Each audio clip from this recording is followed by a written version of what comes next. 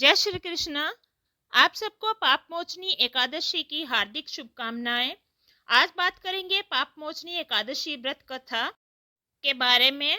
व्रत में हमें क्या खाना चाहिए, व्रत का पालन कैसे करना है, व्रत के पारण के बारे में। इसके पाठ से मिलेगा सभी पापों से मुक्ति। पाप मोचनी एकादशी को लेकर मान्यता है कि इस व्रत को करने से व्यक्ति को सभी पापों से मुक्ति मिलती है।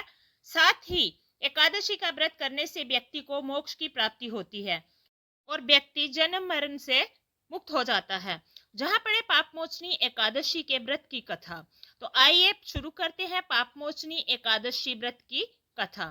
युधिष्ठिर ने पूछा, भगवान चैत्र कृष्ण पक्ष की एकादशी का क्या नाम है, ये बताने की कृपा कीजिए।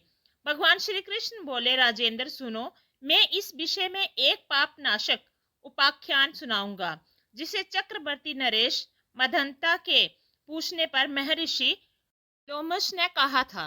मदंता बोले, भगवान मैं लोगों के हित को इच्छा से ये सुनना चाहता हूँ कि चैत्र मास के कृष्ण पक्ष में किस नाम की एकादशी होती है, उसकी क्या विधि है तथा उससे किस फल की प्राप्ति होती है। कृपया ये सब बातें बतलाइए। लोमश जी ने कहा, नृपश्रेष्ठ, पूर्व काल की बात है।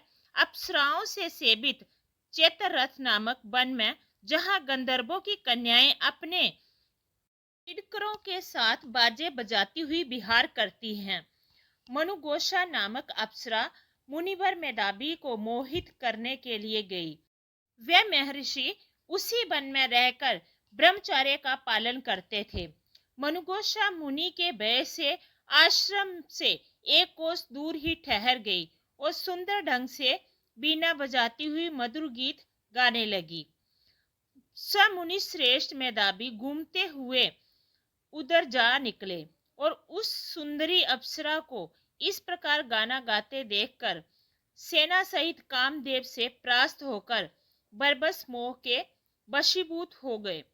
मुनि की ऐसी अवस्था देखकर मनुगोषा उसके समीप आई और बीना नीचे रखकर उसका आलिंगन करने लगी। मेधावी भी उसके साथ रमन करने लगे। कामवश रमन करते हुए उन्हें रात दिन और दिन का बान ना रहा। इस प्रकार मुनि जनोचित सदाचार का लोप करके अप्सरा के साथ रमन करते हुए उन्हें बहुत दिन व्यतीत हो गए। मनुगोषा देवलोक में जाने को तैयार हुई।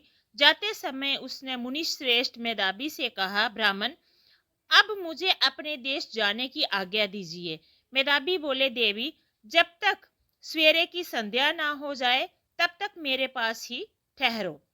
अप्सरा ने फिर कहा, विप्रवर, अब तक ना जाने कितनी संध्या चली गई, मुझ पर कृपा करके बीते हुए समय का विचार तो कीजिए।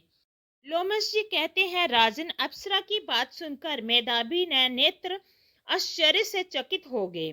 उस समय उन्होंने बीते हुए समय का हिसाब लगाया तो मालूम हुआ कि उसके साथ रहते 57 वर्ष हो गए हैं। उसे अपनी तपस्या का विनाश करने वाली जानकर मुनि को उस पर बड़ा क्रोध हुआ। उन्होंने श्राप देते हुए कहा, पापनी, तू पिशाची हो जा। मुनि के श्राप से दग्ध होकर वह विस्मय से नतमस्तक होकर बोली, विप्रवर, मेरे श्राप का उद्धार कीजिए। 7 वाक्य बोलने या 7 पद साथ साथ चलने मात्र से ही सत्पुरुषों के साथ मैत्री हो जाती है। ब्राह्मण, मैंने तो आपके साथ अनेक वर्ष व्यतीत किए हैं, अतः स्वामिन, मुझ पर कृपा कीजिए। मुनि बोले, भद्रे, मेरी बात सुनो। जिस श्राप से उद्धार करने वाली एकादशी है, क्या करूं? तुमने मेरी बहुत बड़ी तपस्या नष्ट कर डाली है। चैत्र कृष्ण पक्ष में जो शुभ एकादशी आती है उसका नाम है पाप मोचनी। ये सब पापों का क्षय करने वाली है। अतः सुंदरी, उसी का व्रत करने पर तुम्हारी पिशाचता दूर होगी। ऐसा कहकर मेधावी अपने पिता मुनिवर चैवन के आश्रम पर गए। उन्हें आया देखकर चैवन ने पूछा, बेटा, ये क्या किया तुमने? तुमने तो अपने पुण्य का नाश कर डाला। मेधावी बोले, पिताजी, मैंने अप्सरा के साथ रमन करने का पातक किया है, पाप किया है। कोई ऐसा प्रायश्चित बताइए जिससे पाप का नाश हो जाए। च्यवन ने कहा, बेटा, चैत्र कृष्ण पक्ष की जो पाप मोचनी एकादशी होती है, उसका व्रत करने पर पाप राशि का विनाश हो जाता है। पिता का ये कथन सुनकर मेधावी ने उस व्रत का अनुष्ठान किया, जिससे उसका पाप नष्ट हो गया, अतः वह पुण्य तपस्या से परिपूर्ण हो गया। इसी प्रकार मनुयोबा ने भी इसका व्रत का उत्तम पालन किया। पाप मोचनी का ये व्रत करने के कारण वह पिशाच योनि से मुक्त हुई और दिव्य रूप धारणी श्रेष्ठ अप्सरा होकर स्वर्गलोक में चली गई। राजन, जो श्रेष्ठ मनुष्य पाप मोचनी एकादशी का व्रत करते हैं, उनका सारा पाप नष्ट हो जाता है।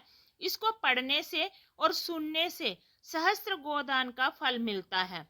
ब्रह्म हत्या, सुवर्ण की चोरी, सुरापान और गुरु पलिगमन, इस व्रत के करने से पाप मुक्त हो जाते हैं। ये व्रत बहुत पुण्यमय है। करते हैं पाप मोचनी एकादशी पर क्या खाना चाहिए। पाप मोचनी एकादशी के दिन दान करने से सभी पाप नष्ट हो जाते हैं और मोक्ष की प्राप्ति होती है। वहीं जो लोग इस दिन व्रत का पालन करते हैं, उन्हें इस दिन दाल, चावल, गेहूं और मांसाहारी भोजन नहीं खाना चाहिए। व्रत के दिन केवल फल और दूध का ही सेवन करना चाहिए। आगे बात करते हैं पाप मोचनी एकादशी का पालन कैसे करें। पाप मोचनी एकादशी के दिन भगवान विष्णु के चतुर्भुज रूप की पूजा करने का विधान है। इस दिन भगवान विष्णु को मंत्र तुलसी दल अर्पित करने से कष्टों का निवारण होता है। भगवान विष्णु की असीम कृपा बरसती है और श्री हरि की पूजा से मां लक्ष्मी का भी आशीर्वाद मिलता है। ये जानते हैं पाप मोचनी एकादशी के व्रत का पारण किस समय पर करना चाहिए। पाप मोचनी एकादशी का व्रत पारण 26 मार्च को किया जाएगा। पारण के लिए शुभ समय दोपहर 1:58 से दोपहर 4:24 तक रहेगा। भगवान विष्णु आपकी सभी मनोकामनाएं पूरी करेंगे और आपके सभी पापों का नाश करेंगे। बोलिए श्री लक्ष्मी नारायण की जय।